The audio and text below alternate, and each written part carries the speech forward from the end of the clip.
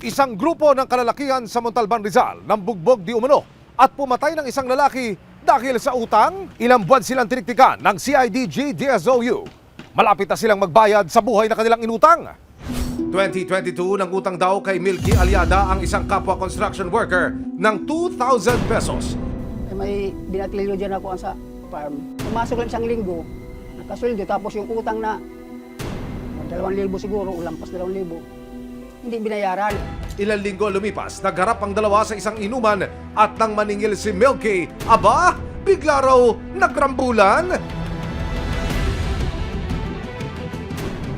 Siyempre, andyan yung binatilyo, nag-usap sila. Yung kainuman niya na si Bilonggo, sumambad kasi pinagalitan ng anak ko yung Juan, binatilyo. Kasi hindi nagbayad ng utang. Sinabihan siya na tayo lang pre magpambuno. Siyempre, parang init ang ulo ng anak ko. Pinatulan siya. Iba na raw talaga ngayon, ang umutang, siya pang mas matapang sa nagpautang. Na nagpambuno sila, nasugatan yun at barangayan sila doon. Ang kuang barangay, habang gumagaling yung sugat, dito ang sugat yata eh. Yung anak ko ang magbayad. Hindi pala natapos sa barangay ang gulo. Dahil pagbalik sa farm ng biktima, muli siyang tinambangan ayon sa ama ng biktima na si Manghil. Yung taga-farm, hindi ko alam, wala namang katraso yung anak ko sa kanila. Ba't pinagtulong-tulungan nila yung anak ko? Kinatok siya. Hindi man siya nagbukas, sinira yung mga pinto. Sa harapan sa kusina, sinira yun. Pinagtulong-tulungan magpalo ng yung bat, baseball bat, saka 2x2 tubo, balik-balik yung dito.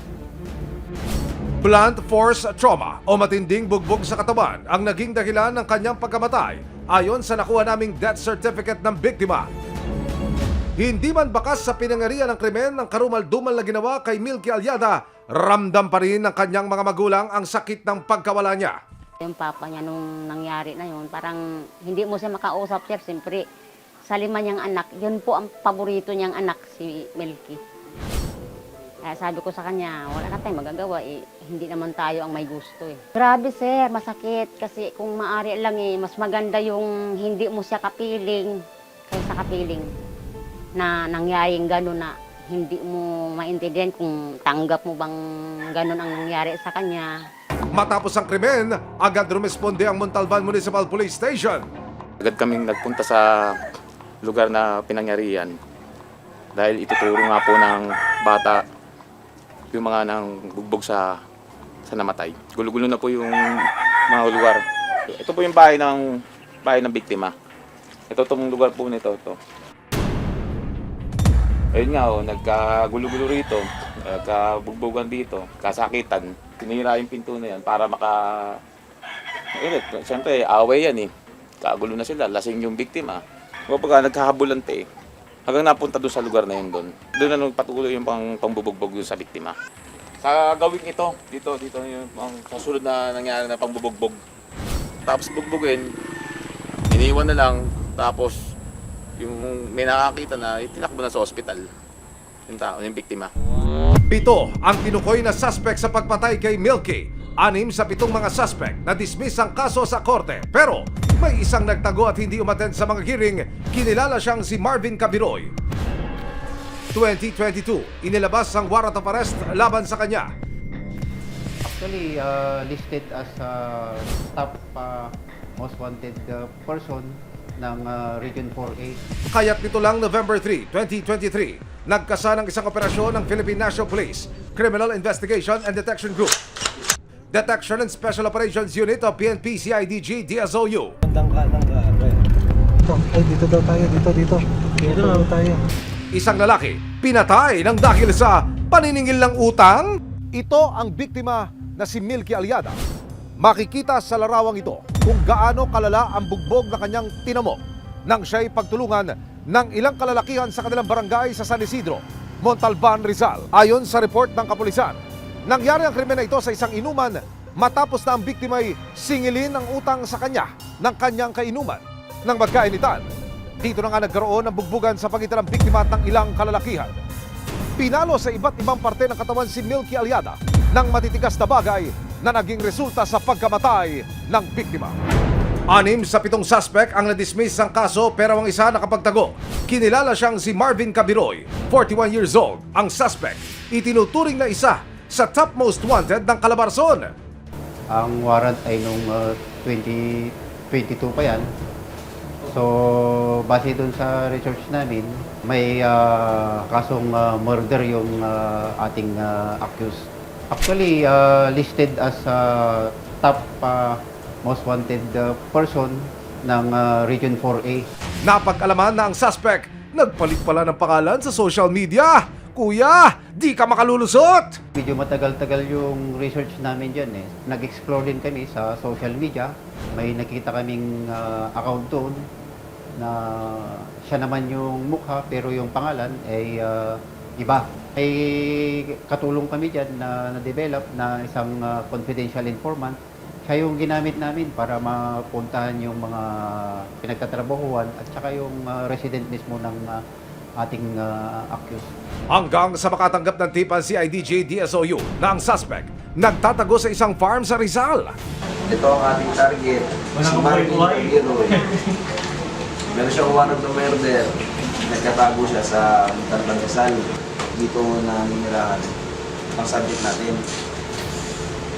Kasi may farm din dito. Tapos may mga manukan, babuyan. Diyan nagtatago yung sir. Kasama niya ang pamilya niya. Kasama niya yung anak niya.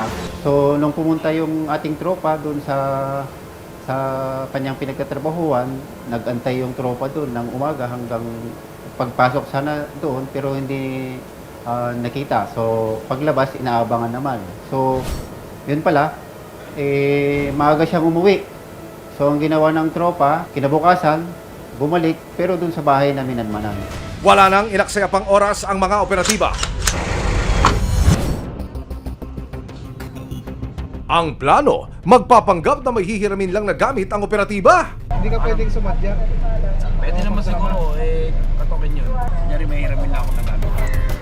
Nang makarating sa target area nito lang November 3, 2023, inikot ng mga pulis ang lugar at hindi nga sila nagkamali. Huli ka, Marvin! Oras na para magbayad. Caught on cam si Kuya, sitting pretty sa duyan at pasway-sway pa. Carbin!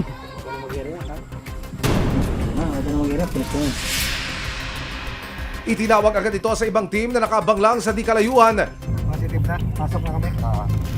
Pero sa kalagitnaan ng pag-aresto, aba ang asawa, umeksena.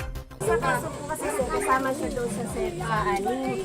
Yung sabi ni attorney po, pag inano daw po siya, tawagan lang daw siya ng attorney nila. Hintay-hintay lang daw po si kasi papunta para daw po matawagan Hindi na. yung Ba't kami abogado. maghihintay? Hindi kami maghihintay. Kayo maghihintay doon sa amin sa krame. Nabasahan niya na yan? Umimi ka muna. Marvin Cabiroy, ikay recorded ng video ha. Rinig ka. Republic of the Philippines Regional Trial Court, 4th Judicial Region, Branch 75, San Mateo, Rizal. Criminal case number 29461-22. May kasong martir. May date na September 28, 2023.